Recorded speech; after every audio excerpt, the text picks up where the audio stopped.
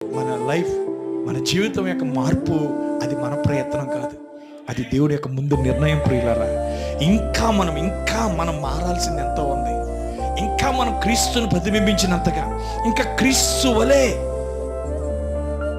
ఆయన లాంటి మనసు, ఆయన లాంటి స్వభావము మనకు రావడానికి మనం ఇంకా కూడా మూలుగుచున్నామంట. సాటిస్ఫాక్షన్ అయిపోయామా? నాకు ఇది చాలు, ఇంక భక్తి చాలు, నేను అన్నంత పర్లేదు, నేను బాగానే ఉన్నా అనిపిస్తుందా? ఇంకా నేను ఎలాగ ఉండాలో, ఇంకా దేవుడికి ఎలా ఉండాలో, దేవా నువ్వు ఎలా ఉండాలని కోరుకున్నావో నన్ను అలా మార్చు ప్రభు అన్నావా? ఇంకా ఏదో నీకు ఇంకా సాటిస్ఫాక్షన్ లేదు. ఒకప్పుడు నువ్వు ప్రయత్నించలేదు, కానీ దేవుని కృపచేత రక్షించాడు. కానీ ఇప్పుడు దేవుని ఆత్మ, దేవుని వాక్యం నీలో ఉంది కాబట్టి ఇంకా నన్ను చెక్కు, ఇంకా నన్ను సరిచేయి ప్రభువా, ఇంకా నీకు ఎలా ఇష్టమో నన్ను అలా మలుచు ప్రభువా.